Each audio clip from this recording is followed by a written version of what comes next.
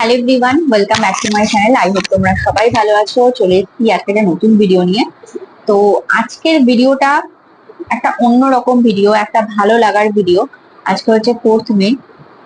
দীর্ঘ 2 থেকে 3 বছর বলতে পারো, বা তারও বেশি সময় ধরে আমরা সবাই যারা চাকরি প্রার্থী তারা একটা কঠিন পরিস্থিতির সময়ের মধ্যে দিয়ে যাচ্ছিলাম। অনেক আন্দোলন, অনেক মন ভাঙা, অনেক মন খারাপ, অনেক হতাশা সবকিছু আমাদের গ্রাস করে ফেলেছিল। এবং আমার তো এরকমও মনে পড়ছে, আমার একটা স্টুডেন্ট ছিল, সে পড়াশোনা ছেড়েই দিয়েছিল যে আর কিছু হবে না। তার কারণ হচ্ছে বয়সটাও সাথ দিচ্ছিল না তার, এবং ফ্যামিলি প্রেশার, মানে নানা রকম। তো সেই জায়গা থেকে দাঁড়িয়ে আমি কোনো পার্টির সাপোর্ট করছি না। আমি আমাদের যেটুকুনি অধিকার, অ্যাসপিরেন্টদের যেটুকুনি অধিকার, সেটুকুনি নিয়েই আজকে তোমাদের কাছে ভিডিওটা করার।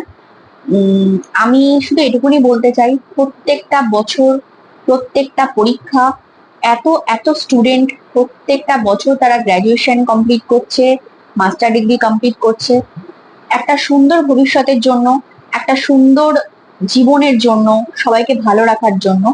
তো সেটা যেন এই যে দীর্ঘ 15 বছর পরে যে সরকারের অবসান হলো, আমাদের পরবর্তী যে সরকার সে যেন তার প্রতিশ্রুতিটা রাখে।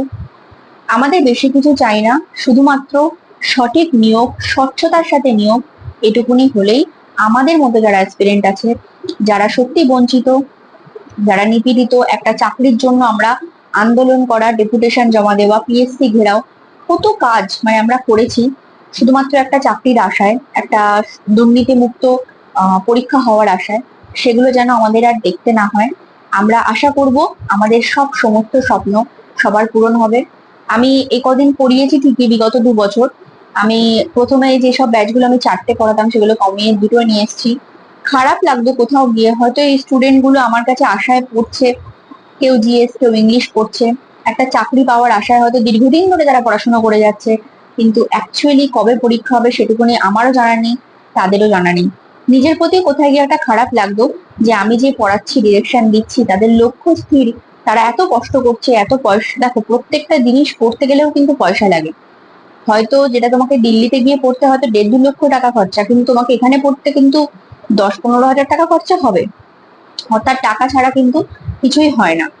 তো সেই জায়গা থেকে দাঁড়িয়েও খারাপ লাগলো যে এত এত তারা চেষ্টা করছে, পড়াশোনা করছে, বছরের পর বছর ধরে নোটস বানাচ্ছে, কত রাত জাগা পরিশ্রমের ফল, সেই ফল লাস্টে গিয়ে হচ্ছে একটা কোর্টের মামলা। দীর্ঘদিন ধরে সেই মামলা চলতেই থাকে, তার কোনো নিষ্পত্তি হয় না। ডাব্লিউবিসিএস এর মতো পরীক্ষা বিগত 2 বছর ধরে বন্ধ। মানে এই সব কিছু দেখতে দেখতে আমরা সবাই, প্রত্যেকটা কম বেশি ডিপ্রেশন আর ফ্রাস্ট্রেশন, দুটোর মধ্যে খুব বেশি ডিফারেন্স নেই। তো হয়তো আমরা সত্যি আস্তে আস্তে ফ্রাস্ট্রেশন থেকে ডিপ্রেশনের দিকেই এগোচ্ছিলাম। যাই হোক, আমি তোমাদের সবাইকে বলবো, আজকে যেন একটা ফিলিংসটা একটু ভালো লাগছে, মনে হচ্ছে সে মানে অনেক দিন পরে একটা আশার আলো দেখা যাচ্ছে। বহু পরীক্ষার্থী তারা উপকৃত হবে। আমি সবাইকে বলবো তোমরা নতুন করে শুরু করো। দেখো, ভালোর পরেই যেমন খারাপটা আসে, আবার খারাপের পরেই কিন্তু ভালোটা আসে। এই ভেবেই শুরু করো। আশা করছি সবার জীবন খুব ভালো ভালো হবে। এবং আমরা এটাও আশা করব যে নতুন সরকার করছে তারা যেন অবশ্যই শিক্ষা এবং স্বাস্থ্য, যেটা জাতির মেরুদণ্ড, তার দিকে আগে তাদের লক্ষ্য হয়। ঠিক আছে? তো সবাইকে থ্যাংক ইউ সো মাচ ভিডিওটা দেখার জন্য। দেখা হচ্ছে পরে একটা নতুন ভিডিও নিয়ে। Thank you once again.